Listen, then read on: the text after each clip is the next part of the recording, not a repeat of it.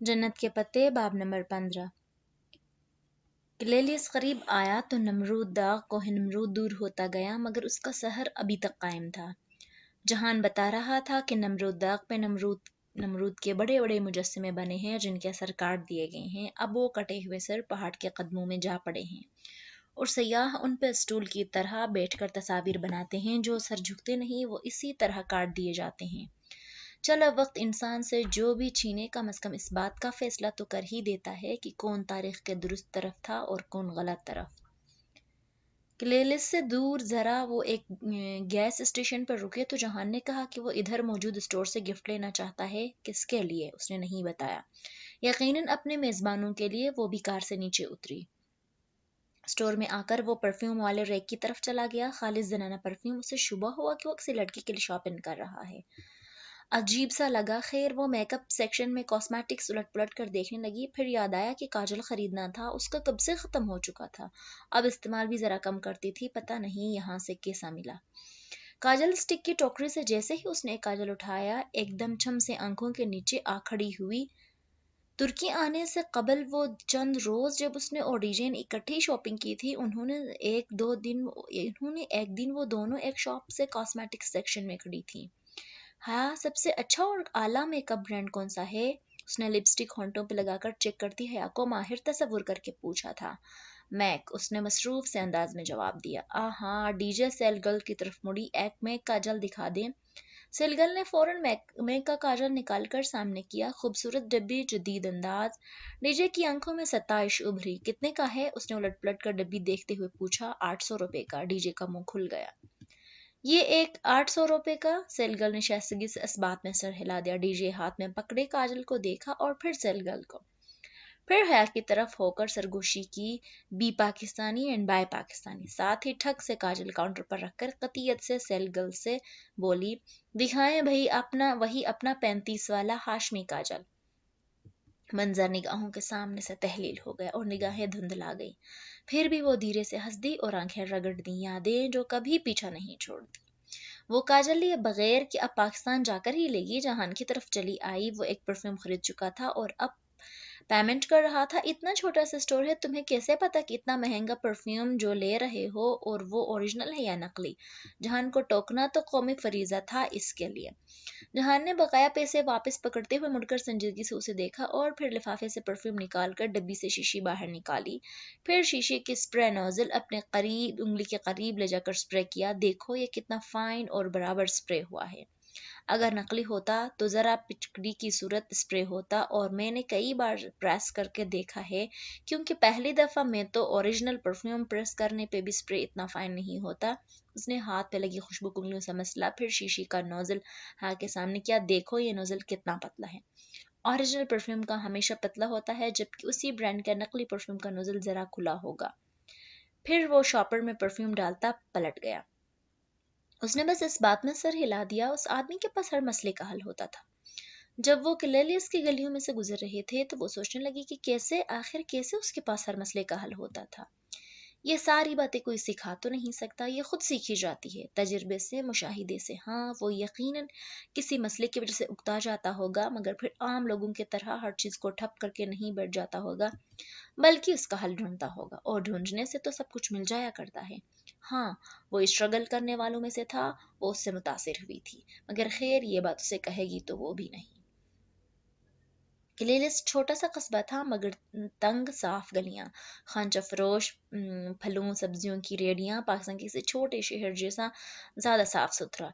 करीबन आधे घंटे बाद वो एक ऐसी गली में एक घर के दरवाजे पे खड़े थे। दस्तक देने के चंद लम्हों में ही दरवाजा खुल गया। मरहबा, मुअम्मर खातून ने मुस्कुराते हुए सलाम किया। मुस्कुराहट का पता आंखों से चला, वरना उन्होंने खुले स्कर्ट और लंबे ब्लाउज के ऊपर स्कार्फ से नकाब ले रखा था। मरहबा। साथी जहान ने हया को आगे बढ़ने का इशारा किया। खातून रास्ता छोड़कर खड़ी थी।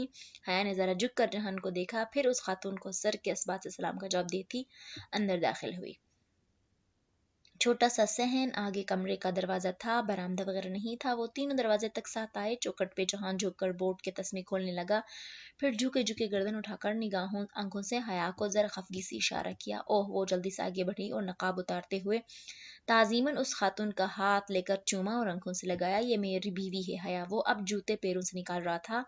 خاتون نے مسکراتے ہوئے اسے دعا دی، عمر میں برکت اور نعمتوں کی بقا کی دعا. وہ مسکراتے ہوئے دوبارہ نقاب کرنے لگی تو وہ سیدھا ہوتے ہوئے بولا، یہاں اور کوئی نہیں ہے، اتار دو.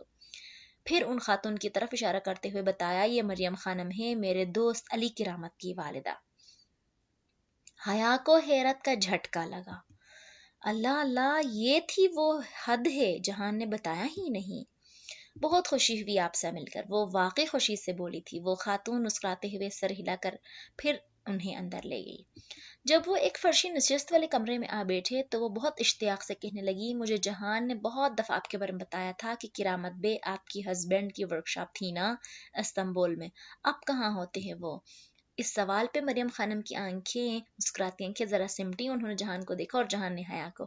کیا غلط پوچھ لیا؟ ان کی ڈیتھ ہو چکی ہے بیٹا. وہ بولی تو آواز سوگوار تھی. اوہ اللہ مغفرت کرے، اسے پچھتاوا ہوا. پھر موضوع بدلنے کی غرض سے بولی، اور آپ کی ایک جٹھانی بھی تھی فریحہ، جہان کو بہت پسند تھی. وہ بتایا تھا اس نے مجھے کہ وہ بہت خوبصورت تھیں.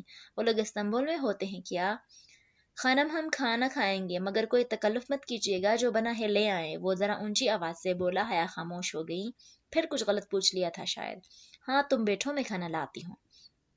اس کی اپنائیت پہ ان کی پھیکی پڑی مسکراہٹ دوبارہ زندہ ہوئی اور وہ باہر چلی گئی. کتنا بولتی ہو تم؟ وہ جھنجھلا کر اس کی طرف پلٹا جو گاؤں تک یہ سے ٹیک لگائے بیٹھی تھی. جو پوچھنا ہے مجھ سے پوچھ لو مگر ان سے نہیں. تم تو جیسے فوراً بتا دو گے نا. اتنے گھنٹے ہو گئے سفر میں، ایک دفعہ ذکر نہیں کیا کہ تم نے کہ ہم علی کرامت کے گھر جا رہے ہیں. فریحہ نے کئی سال پہلے خودکشی کر لی تھی اور اس سے پہلے اس نے اس کے شوہر کو قتل کر دیا تھا. وہ جو خفگی سے بولتی جا رہی تھی اس کو اس کی بات پہ دھچکا سا لگا. اللہ اللہ، ششدر سی ہو کر اس نے جہان کو دیکھا. مگر کیوں؟ جہان نے اشارے اچکائے. زمین جائیداد کا مسئلہ تھا شاید. یہ لوگ اب یہیں رہتے ہیں. ان کے حالات بھی اچھے نہیں ہیں. علی کرامت آج کل ادھر نہیں ہوتا. لیکن اب یہ ٹاپک ان کے آگے مت چھیڑنا. اوکے میں چپ ہوں. اس نے کندھے جھٹکے. یوں ہی لگا کہ جہان اصل وجہ جانتا ہے اور چھپا گیا ہے، لیکن پوچھنے کا فائدہ نہیں تھا. تم مریم خانم کے لیے لائے ہو پرفیوم؟ اس نے پھر سوال کیا، حالانکہ ابھی اس کے سامنے ہی تو جہان نے ان کو وہ گفٹ بیگ تھمایا تھا. ہاں اس کو خوشبو پسند ہے. جب میں چلا جاؤں گا تو اسے ضرور استعمال کریں گی اور انہیں اچھے بھی لگے گی. وہ ان کا ذکر بہت محبت اور ادب سے کر رہا تھا. اس کی اپنی مرہ جمیلہ. پھر کھانے کے وقت مریم خانم نے ڈش اس کے آگے کرتے ہوئے کہا، جہان کو بورڈ بہت پسند ہے اور ایران بھی.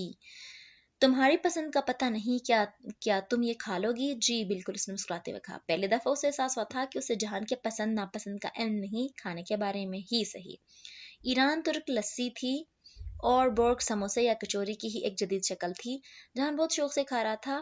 وہ بہت زیادہ نہیں، مگر خلوص اور محبت کا بھی اپنا ذائقہ ہوتا ہے. تمہارا کمرہ اوپر تیار ہے، تم آرام کر لو. کھانا کھانے کے بعد وہ ہاتھ دھو کر آیا تو مریم خانم نے کہا.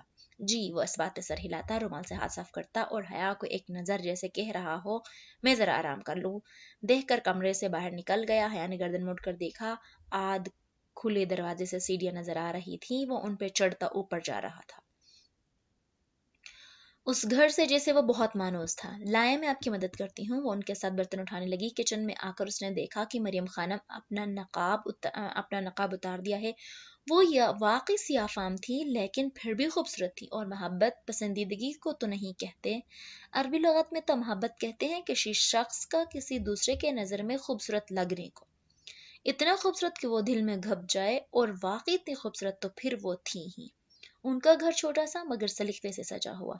بڑے گھر تو سب سجا لیتے ہیں، اصل آرٹ تو چھوٹا گھر سجانا ہوتا ہے. بیٹھک سے نکلو تو ایک طرف سیڑھیاں اور دوسری جانب کچن تھا.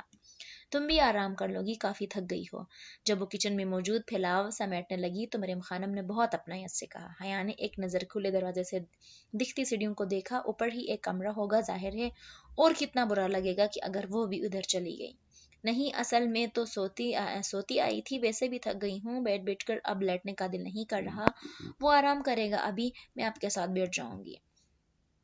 چلو جیسے تمہاری مرضی. وہ مسکرا کر بولی تھی.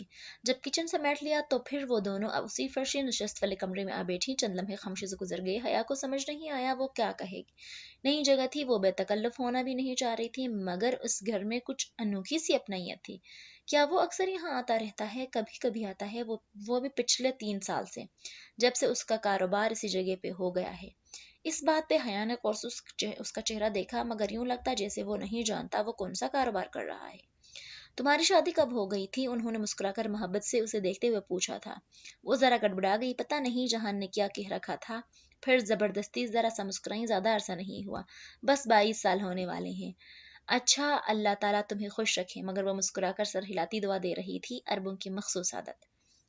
جہان کیا اتنے سال آپ سے کانٹیکٹ میں رہا تھا؟ ہاں، فون کرتا رہتا تھا 2-3 برسوں سے، تو آنے جانے بھی لگا تھا۔ بہت سعادت مند لڑکا ہے، ہمیں کبھی بھی نہیں بھلایا۔ جی، وہ بتاتا تھا آپ کے بارے میں اکثر۔ آپ تو ڈاکٹر تھی نا، میرا مطلب ہے نا۔ ہاں، مگر اب میرے گھٹنوں میں درد رہتا ہے، یہاں ہسپتال جاتی ہوں تو ہر ہفتے اور اتوار، لیکن آج تم لوگ آ رہے تھے اس لیے نہیں گئی۔ یعنی کہ جہان ان کو آنے سے پہلے مطلع کر چکا تھا، لیکن کیا تھا اگر اسے بھی بتا دیتا۔ ان کے ساتھ پہلے وہ تکلف میں بیٹھی تھی، لیکن آہستہ آہستہ وہ باتیں کرتی گئیں تو حیا کے تنے اعصاب ڈھیلے پڑ گئے۔ وہ کوہنی بھی پیچھے گاؤں تکیے پہ ٹکائے آرام سے بیٹھ گئی۔ کلیلس کی باتیں، یہاں کے لوگوں کی باتیں، پاکستان کی، زیتون کے درختوں کی، وقت گزرنے کے ساتھ ساتھ اسے مریم خانم کا گھر بہت اچھا لگنے لگا تھا۔